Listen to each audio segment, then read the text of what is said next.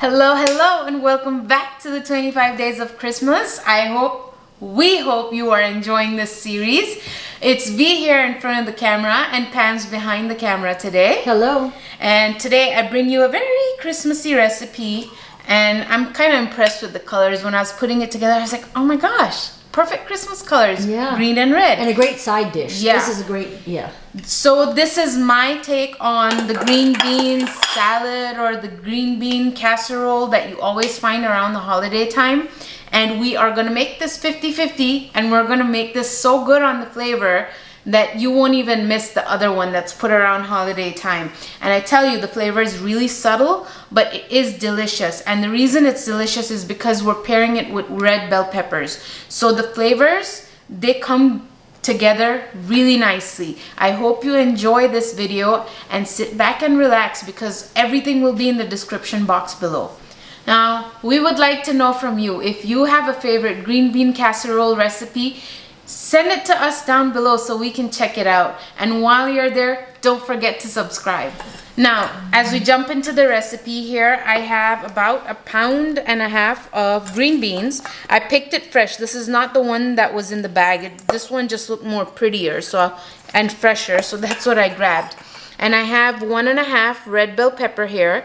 I have 1 big onion here, which you can use any onion. This is the one I had. I have 4 cloves of garlic. They're huge, but you know, you want the flavor. And now you ask how I'm making this 50-50. I'm gonna air fry some potatoes on the side.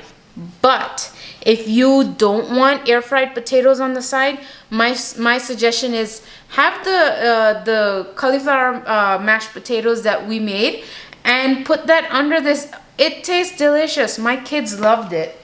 And for seasoning, I'm gonna use salt, pepper, and I am gonna use broth to cook down the vegetables, and that is homemade broth. And I have some of our chix mix seasoning, and we're gonna top it all off with some nutritional yeast. All right, so for the beans, what I'm gonna do is I am just gonna cut them in half, just that way. Just so they're more bite-sized? Yeah. So, you know, I'm going to go ahead and cut all these up, and then I'll come and show you how to cut the bell peppers and onions. Right. So I, got my green beans in half, and I'm here chopping bell peppers. So this is what I did. This is half a bell pepper. You're going to cut it in another half, and then you're just going to go down like this. And there you have it. So you're not putting it into smaller chunks. No. You're keeping it long, thin slices. Yeah. Okay. I want everything to be the same, so that's what I'm doing. Okay. And that's what I did with the onion too. Just cut it up in slices. Now that's half of it. I'm probably gonna add 1/4 more. I'm not gonna. That is a big onion. Yeah, it is a huge onion. So I'm gonna leave that part out. I don't think I need it. So it's about 3/4 of a large. Yeah. Yeah. So I have that. And now the garlic. So if you have a garlic press, by all means use it, but I'm just gonna, this is what I do, and then I just chop it all up. So you use the back of your knife to press it down, and then you come in and chop. The only thing is your hands are gonna get sticky. But that's okay. That's what I do not like about garlic. I hate that sticky feel. See, there you have it.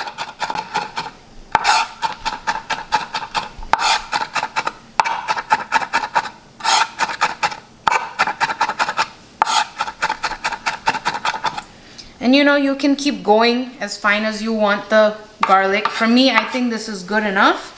So what I'm gonna do is, I know a lot of people put garlic in later.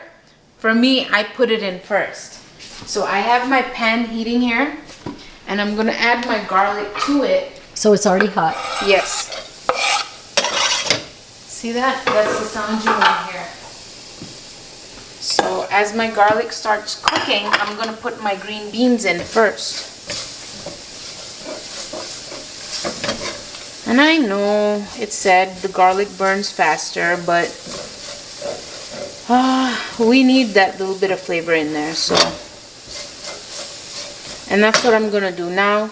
That's hit the hot pan, I'm gonna add my green beans.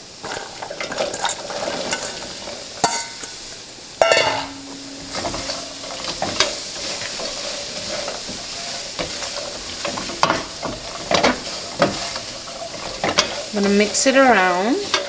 I'm gonna let this sizzle a little bit, and then I'm gonna add some broth to it and let it cook. I'm not gonna add the bell peppers and onions just yet because the beans take longer than those two to cook. So I'm gonna par cook these and then add those in. So we'll be right back. Okay, right. so were those, you covered those. I did. I covered it. Let them cook about 10 minutes? Maybe? Yeah, about 5 to 10 minutes. You know, Okay. every green bean is different. Every, you know, when each pile is different. So now I'm going to add my onions and bell peppers. And I'm going to turn the heat up. I'm going to break the onions with my spoon, you know, to get all the spice And did you slices. add broth? You added broth to the beans. I did add about 2.5 ounces of broth, which honestly this smells good already. Yep. I'm gonna turn the heat up, and what I'm gonna do now is add some salt and pepper. Half a teaspoon of salt. Yeah, I'm gonna add just a little bit more.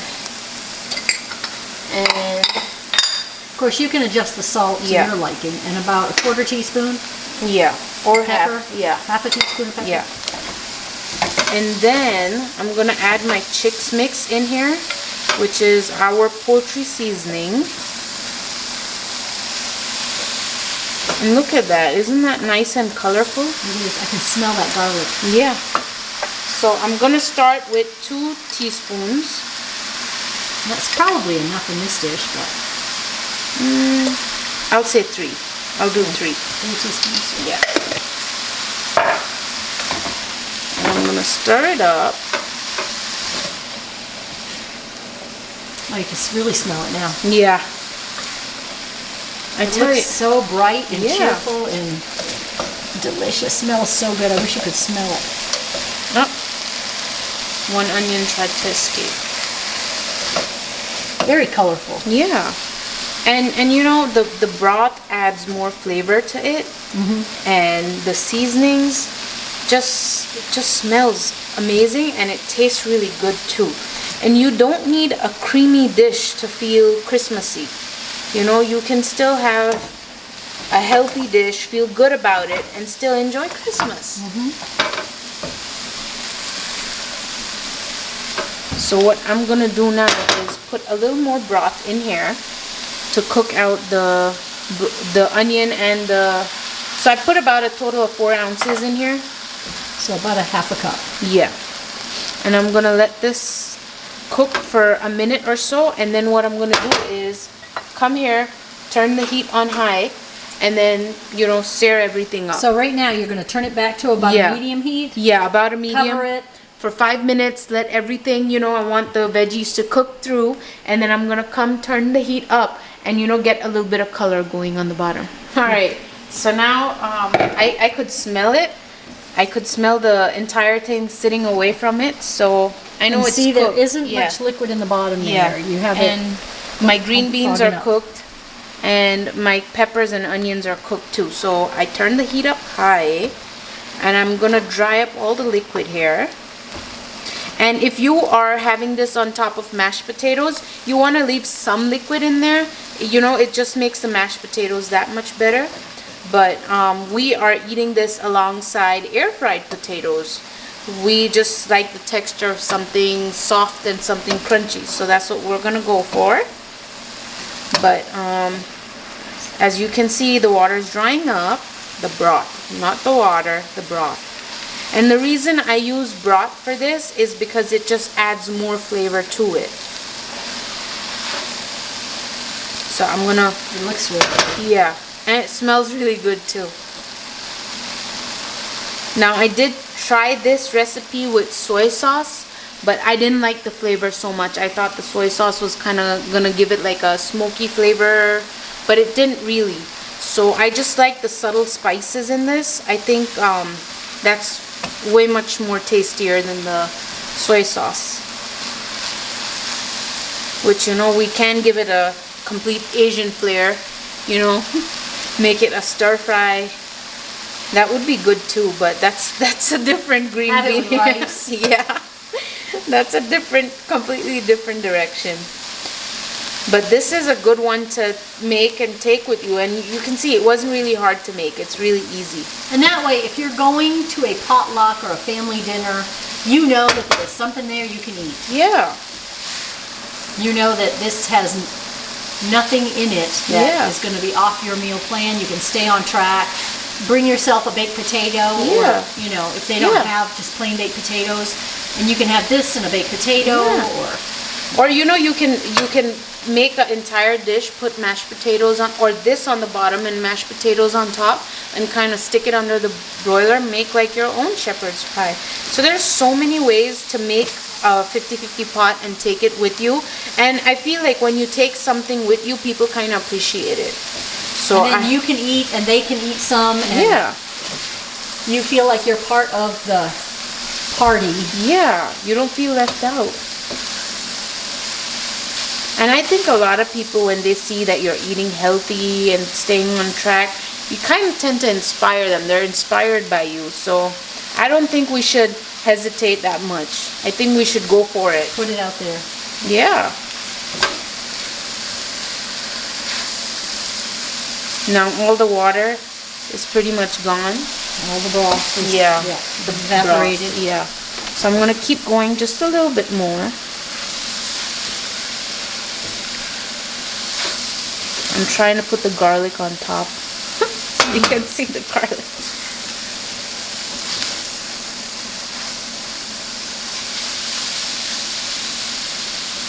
And we used no oil, as you can see in this recipe. See, with the holiday season, we're still on track. And you can do this too.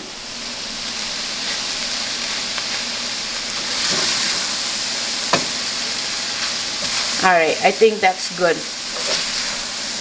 So I'm gonna plate this now, and what I'm gonna do is plate some,